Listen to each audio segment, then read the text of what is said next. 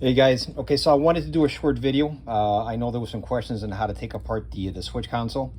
In my case, I'm replacing my switch console with one I ordered from Suncoast. This car previously had Sport, PASM, traction control, and it had a blank here. It had the tail, and it had auto start stop, and the same blanks you see here. So using the Think Diag, I was able to code the car.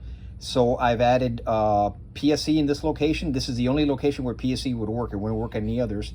And then I'm shifting down the auto start stop. I added Sport Plus here, right? So I had to move down the PASM and the traction control.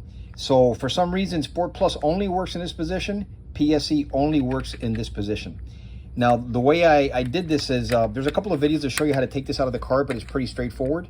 Basically, if you look at that video, so you just pop this out, and you do have to use a little pick tool to pop the plug out of here. If not, it's a little tough to get out. Once this is out, you've got 1, 2, 3, 4, 5, 6 screws.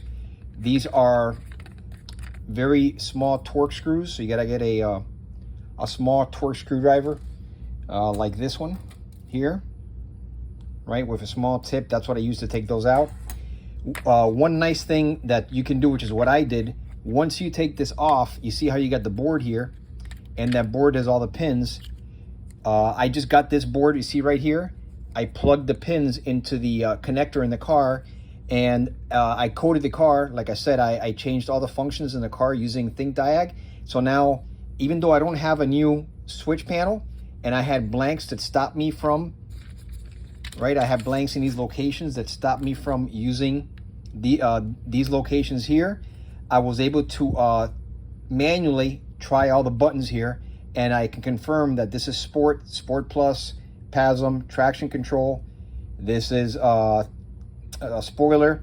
This is PSE, and this is auto start stop. So I wouldn't have had access to those with all the blanks on there. So just by plugging this in, you can test it before you make the investment of buying a new switch console if that's what you want. So the question of how to take the buttons out of the switch console, there are two types of buttons, right? You've got the blanks. The blanks are pretty simple. All you're gonna do is push out on the blanks. So you see here, if I just get this and push out, when I pick it up, you see how the blank is out, right? Just popped out. So it's very simple. A little more complicated when you have these buttons, the actual buttons that control stuff. Those buttons require that you stick something small in this hole here, and you push down. When you push down, the button pops out first, right? So this is the cover button that was here, right? So this popped out, and then when this is out, if you want to switch the function, all you could do is just snap on the new button if you want, or if you wanted to make this a blank, this button would pop out in the other direction, right? So you see here how I popped it out in the other direction, right? So now it's loose out here in the other direction. So I'm gonna pop it back in, but it's very simple. So you pop the cover this way, and then the button that way, and now you could insert that button in a blank location if you want to have, you know, kind of the plunger for the button and then the cover on there. So that's how you would disassemble this, rearrange buttons and everything else.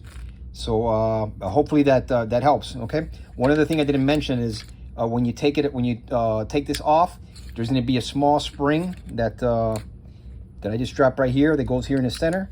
You can just take off that spring.